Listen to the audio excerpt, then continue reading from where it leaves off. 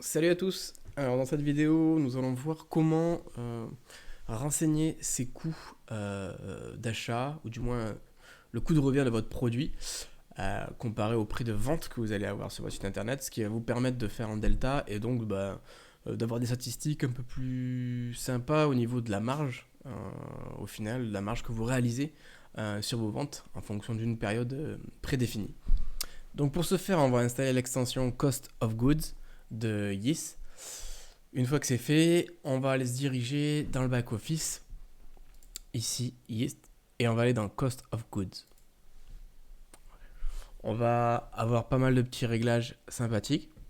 Donc inclure les frais de commande. Donc, le coût lié aux frais de la commande sera inclus au coût total, dans le coût total du produit. On peut l'activer ou pas. Inclure la livraison dans le coût total. Exclure le coût total de la livraison ou exclure la TVA. Et ensuite, on a d'autres options comme appliquer les coûts aux précédentes commandes. Donc ça sera rétroactif sur vos anciennes commandes. Vous pouvez aussi également importer les coûts de biens de vos produits en fonction de notre plugin, donc ici celui de WooCommerce, qui est un peu moins performant, donc c'est pour ça que moi personnellement j'utilise celui-là. Pas forcément cette boutique-là qui est une boutique de test, mais sur une autre boutique. Je vous montrerai d'autres détails sur l'autre boutique qui est en production. Ensuite, on peut ajouter une colonne personnalisée au rapport, donc un champ personnalisé qu'on va pouvoir faire apparaître dans notre colonne de rapport. Mettre la pagination, les paramètres d'état de la commande qui seront requis pour afficher dans les statistiques des rapports. Afficher le symbole monétaire dans les rapports, donc la devise. Et ensuite, on pourra avoir des rapports des ventes et des rapports de stock. Donc tout ça, ces deux onglets, je vous le montrerai dans un autre site qui est en production et où il y a déjà des vraies commandes. Ensuite, pour renseigner ses coûts d'achat et du coup savoir si typiquement quelqu'un vous demande, oui, est-ce que vous pouvez me faire une remise sur ce produit ou ce produit, ben, vous n'avez pas besoin de rechercher à quel coût déjà vous l'achetez, retrouver son prix dans, ben, je sais pas, chez votre fournisseur ou dans votre catalogue, à combien vous l'achetez.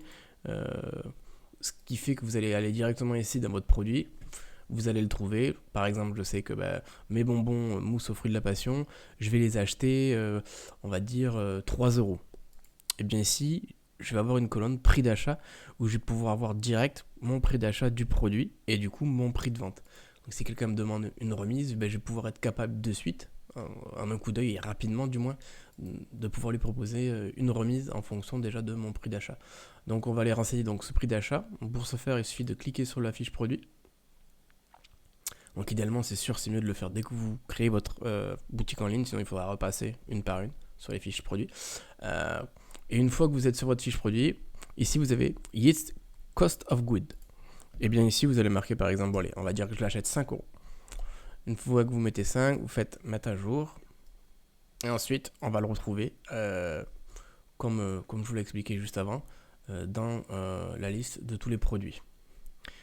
Idem, hein, si vous avez un produit variable, vous allez pouvoir le gérer en fonction de votre variation. Quand vous êtes dans votre variation, vous allez renseigner le prix de votre variation et juste en dessous, vous aurez la même case is cost of good, ce qui fait que vous pourrez gérer les prix de votre produit avec la variation bien entendu. Donc ici, on le retrouve. Donc je vois bien mon produit et mon prix d'achat. Donc ça peut être pratique en fonction de vos besoins. Par exemple, maintenant je vais vous montrer les rapports des ventes sur une boutique déjà existante.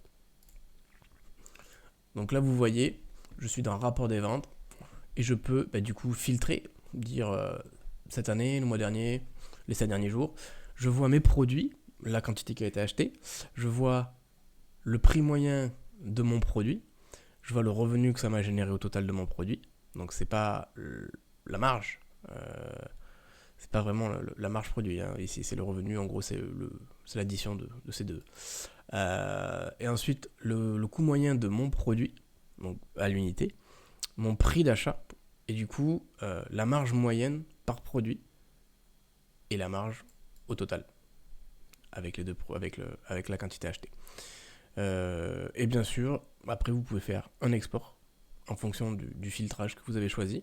Vous pouvez exporter directement tous vos tableaux en CSV et le traiter après dans votre logiciel ou à l'endroit que vous voulez. Donc voilà pour ce qui est de la gestion des coûts de vos biens. C'est assez simple à mettre en place et rapide. Il suffit juste de bien les renseigner, comme on l'a vu ici, sur vos fiches produits. Et ensuite, eh bien, vous aurez une gestion de coûts de biens et une visibilité sur votre prix d'achat et vos prix de vente. Et ce qui fait que vous allez pouvoir adapter facilement vos prix de vente en fonction de vos prix d'achat, vu que vous y aurez accès directement sans aller fouiner dans vos catalogues, etc. Si vous avez des questions, n'hésitez pas à vous manifester dans les commentaires de la vidéo ou directement sur l'article de cette vidéo.